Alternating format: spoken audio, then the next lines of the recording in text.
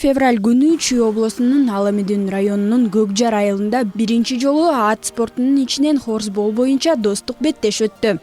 Ага Франция, Канада, Кыргызстандын спортчулары катышты. Ал эми бул биринчи ирет уюштурулган ат үстүндөгү баскетбол оюнунун жүрүшүнө Бишкек шаарынын тургундары күбө болду.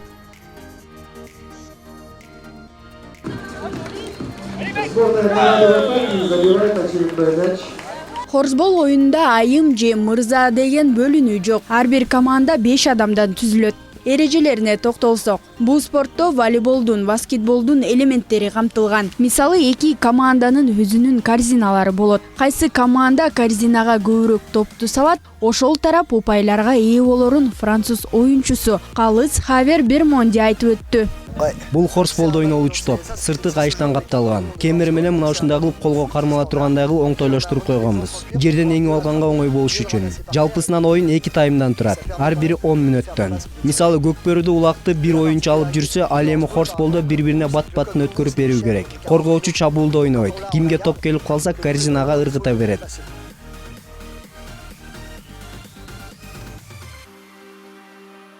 Канадалык оюнчу Ева Тиора 21 жашта. Каарман 15 жылдан бери хорсбол менен талыкпай машыгат. Учурда ал хорсбол боюнча Канаданын курама командасынын капитаны жана федерациянын президенти. Ал Кыргызстанга быйыл биринчи жолу келип, кыргыз эли меймандос келээрин баса белгиледи. Au Canada, on a une dizaine d'équipes en ce moment qui... Кыргызстанга келгенден бери көп жерлерге бардык. Мага жакты. Ал эми хорсбол оюну боюнча айтсам, бизде Канадада 10 команда бар. Бул оюнду бизде сүйүп ойношот. Себеби командалык оюн болгондуктан спортчулар бир үй бүлөдөй алака түзөт. Аталган спорттун түрү кыргызстандыктарга да жагат деген ойдомун. Хорсбол буга чейин Токтогул районунда гана ойнолуп келгенин жана учурда ал жакта 8 команда бар экенин Кыргызстандын хорсбол федерациясынан билдиришти. Кыргыз оюнчуларынын бири Бекмамат Мамбетбай уулу 4 жылдан бери аталган спорттун түрү менен машыгып, турнирлерге катышып келет. Баскетболдун немеси менен, правилалары менен кош ойносо болот. Аттарды уртурган болбойт. Оюндай бири-бирин сыйлоо, урматтоо ушундай түрдө өтө турган оюн. Так жакшы эле, жылдан жылга өнүгүү болуп атат. Бираз булар келген сайын Токтогулга барып балдарды тренировка кылдырып кетет.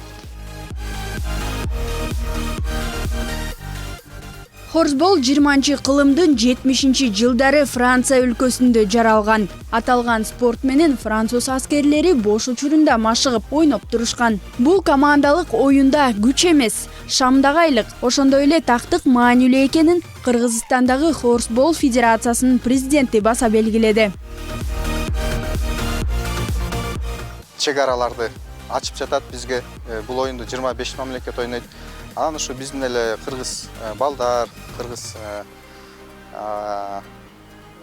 атка минчү балдарыбыз көкбөрүчүлөргө ушул оюнду үйрөнүп алса, буларга дагы бир кандай десем бир шанстар ачылып жатат. Башка мамлекеттерге чыгып, ойноп, башка элдер менен мамиле түзүп дегендей. Европага чейин Америкада да ойношот, Австралияда да ойношот.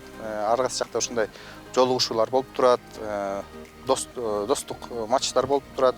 Ошол үчүн мен ойлойм, бул оюн жеке эле баягы спорт гана эмес, маданият алмашуу, баягы туризм өнүгүү, ушул ар тармак жагында бир көп позитивдүү жактары көп да. Спину достигает, находит своего адресата, но, к сожалению, мяч отобрали. С Канадой сборная Франции идет в атаку, выход 1-1. И смотрите, какой гол, да? Бишкек шаарында эл аралык беттешти ийгиликтүү өткөрүп алган федерация эми 14 февралда Токтогул районунда жергиликтүү командалар ортосунда турнир өтөрүн маалымдады.